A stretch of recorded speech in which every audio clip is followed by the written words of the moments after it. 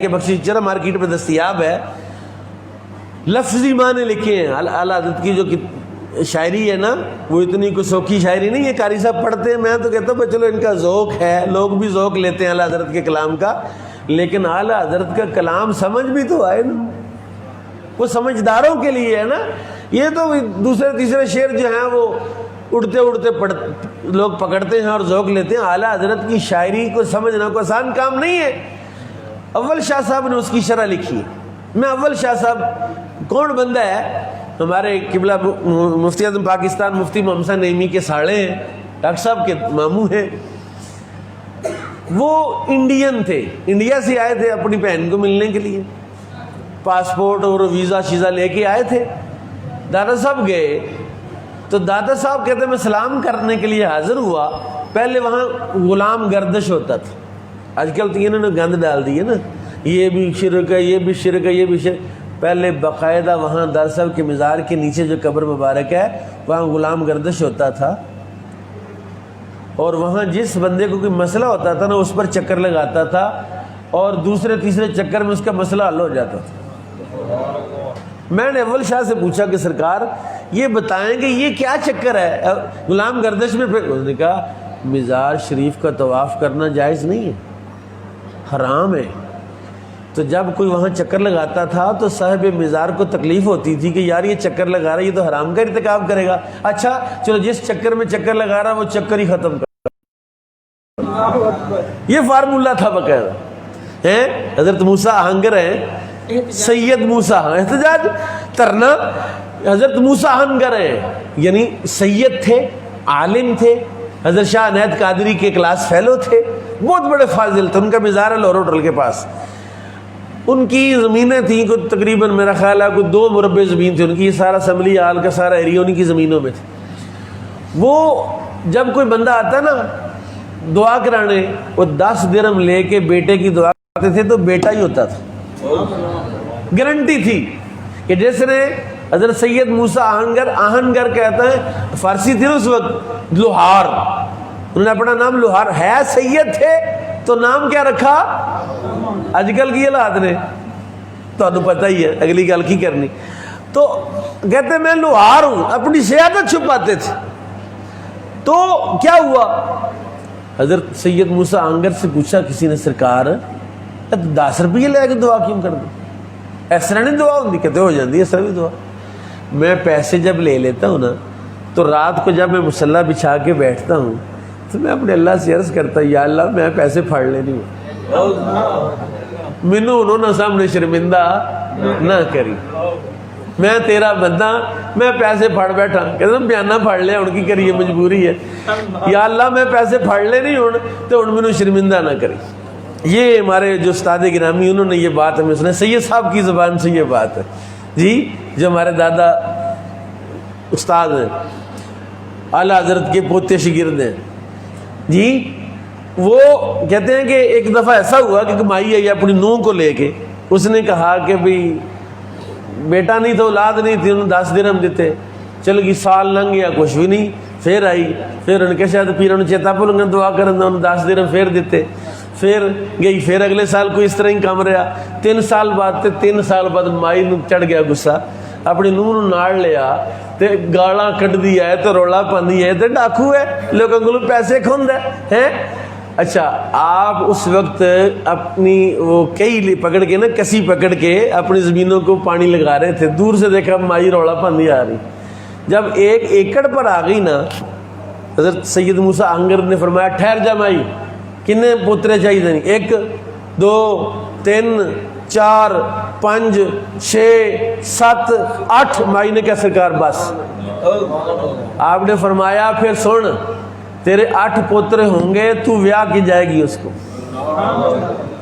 جو مجھ سے کوتاہی ہوگی۔ حضرت داتا صاحب رحمۃ اللہ علیہ اس سرزمین کے شاہ سوار ہیں جہاں ایسی ہستیاں سو رہی ہیں، وہاں طاہر بندگی ہیں، بڑے بڑے اولیاء وہاں داتا صاحب کے مزار پر حاضری دینے کو سعادت سمجھتے ہیں۔ آج مار وگ گئی ہے نا، یہ پراپوگنڈا آ رہا ہے سوشل میڈیا پر، یہ کیا ہو رہا ہے، یہ کیا ہو رہا ہے۔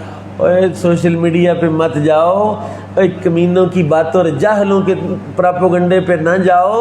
جو اصل نور ہے میرے آقا کے سینے کا وہ بڑے تم تراک کے ساتھ جاری و ساری ہے. بس اپنی آنکھ اور اپنا دماغ صاف کرو, خیالات پاک کرو, آج بھی وہ فیض اسی طرح جاری و ساری ہے. حضرت داتا صاحب رحمۃ اللہ علیہ کہتے ہیں میں جا رہا تھا اپنے مرشد کی بارگاہ میں جو حضرت شیخ ابو الحسن ابو الفضل محمد بن حسن الختلی رحمۃ اللہ علیہ کہتے جب ان کی وصال ہوا نا ان کا سر میری گود میں تھا, انہوں نے ایک جملہ کہا اور فوت ہو گئے. ایک جملہ کہا اور فوت ہو گئے. انہوں نے کہا میرا بچہ ایک بات میری بات سن لو اور پلے باندھ لو. یہ میں آپ کو بھی بتانے لگا ہوں. یہ داتا صاحب کے پیر نے داتا صاحب کو نصیحت فرمائی. تو داتا صاحب کو ٹھیکہ تو نہیں ہے نا, داتا صاحب کے فیض سے ہم بھی اس پر عمل کر سکتے ہیں جی. اور داتا صاحب نے بتائی اس لیے ہے کہ لوگوں کو پتہ چلے اور اس پر عمل کریں. داتا صاحب رحمۃ اللہ علیہ کہتے ہیں میرے مرشد نے فرمایا کہ جو کچھ بھی حالات پیدا ہو رہے ہیں یا ہوں گے, اچھے یا برے, اچھے یا برے, اللہ کی طرف سے ہوتے ہیں. کبھی دل میں ملال نہ لانا کہ یہ کیا ہو رہا ہے وہ کیا ہو رہا ہے. بس جو ہو رہا ہے اس پر اعتماد کرنا ہے کہ میرا اللہ میرے ساتھ 70 ماؤں سے زیادہ پیار کرتا ہے, وہ میرے ساتھ زیادتی کر سکتا نہیں. اس لیے اس کے ساتھ خوش گمان رہو, اللہ کے ساتھ بدگمانی نہ کرنا, پھر ستے خیریں.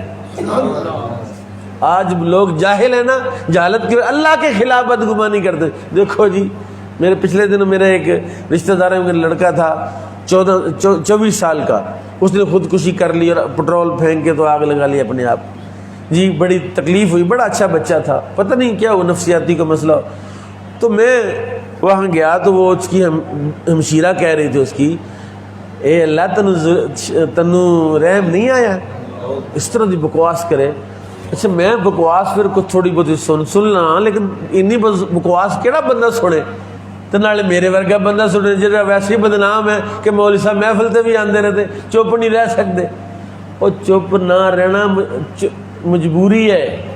رسول کریم نے ارشاد فرمایا جس بندے کے سامنے دین کی مخالفت ہو رہی ہے اور اسے پتہ ہو اور وہ نہ بولے تو وہ شیطان اخرس ہے, گنگا شیطان ہے. میں نے میت پر کھڑے ہو کر کہا او سن بی بی اپنی زبان بند کر, میرے اللہ نے ظلم نہیں کیا, تیرے پیو نے ظلم کیا. تیرا باپ کہتا تھا میرے بچے انجینئر بن جائیں, ڈاکٹر بن جائیں.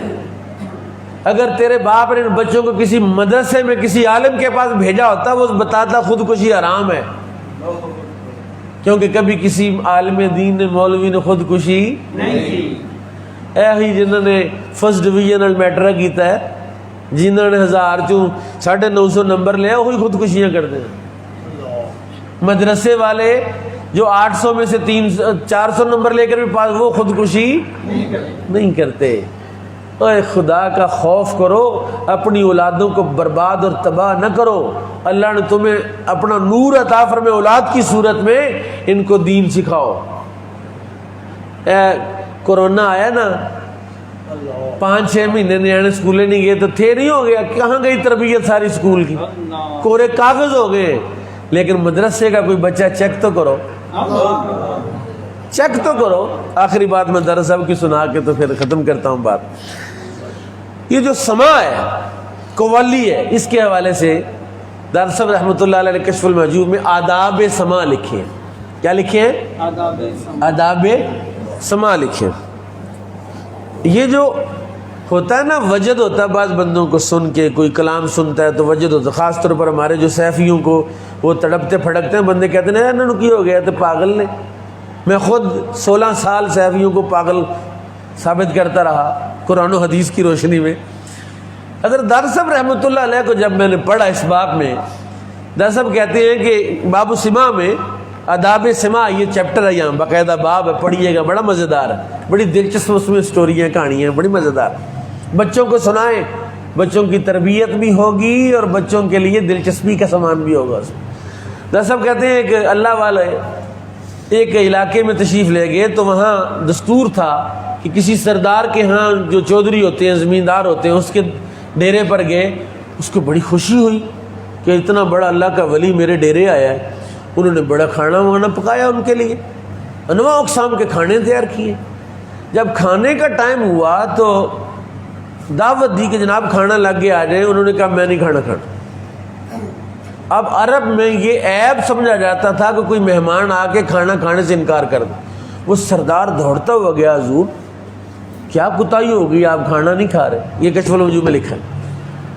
کہتے انہوں نے دیکھا کہ وہاں دھوپ ہے, عرب کی دھوپ کا تو پتہ ہے نا آپ کو, ایک کالے رنگ کا حبشی سنگلوں کے ساتھ باندھا ہوا, ہاتھوں میں بھی سنگل ہیں, پاؤں میں بیڑیاں ہیں, گلے میں بھی سنگل ڈال کے اس طرح باندھا. دھوپ بڑی گرم شدت کی دھوپ ہے. انہوں نے کہا جب تک تو اس حبشی کو کھول کے سائے میں نہیں لائے گا تب تک میں کھانا نہیں کھاؤں گا.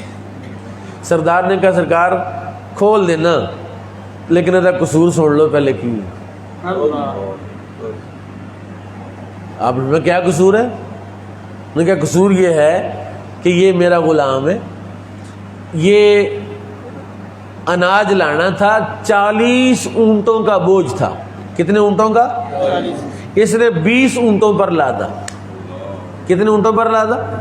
20 اونٹوں پر لاد کے تو ان کے کانوں میں اس نے سما پڑا, کوئی پڑی کوئی, جس سے اونٹوں کو وجد آ گیا اور انہوں نے اٹھ کے دوڑنا شروع کر دیا. اب یہ پیچھے پیچھے ان کے وہ کلام پڑھتا چلا جاتا ہے, اونٹ وجد میں مستی میں دوڑے چلے آتے. اب مال تو ایک ہی پھیرے میں یہاں آ گیا, 10 اونٹ مر گئے. دادا صاحب رحمۃ اللہ علیہ نے اس واقعے کو اس پس منظر میں بیان کیا کہ کلام کا جانوروں پر اثر ہوتا ہے تو بندوں پر اثر کیوں نہیں ہوتا؟ کلام کا اثر اگر اونٹوں پر ہو رہا ہے تو بندے پر کلام کا اثر کیوں نہیں ہوگا بھائی؟ اور دادا صاحب پہلے اس کو ثابت کیا کہ سماع جائز ہے, سماع کے آثار ثابت ہیں قرآن و سنت سے. اور یہ کشف المحجوب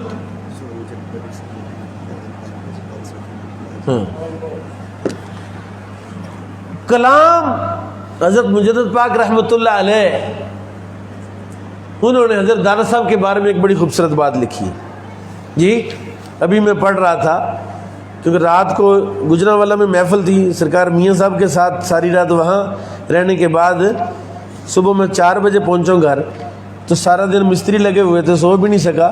تو ابھی مجھے ٹائم ملا تو میں نے پڑھا دانا صاحب رحمۃ اللہ علیہ کے بارے میں حضرت مجدد پاک نے جو کلام فرمایا, بڑا کمال کا کلام فرمایا دادا صاحب کے بارے میں. حضرت مجدد پاک نے کہا کہ داتا صاحب رحمۃ اللہ علیہ وہ مرد کلندر ہے. کس نے کہا؟ حضرت مجدد پاک نے.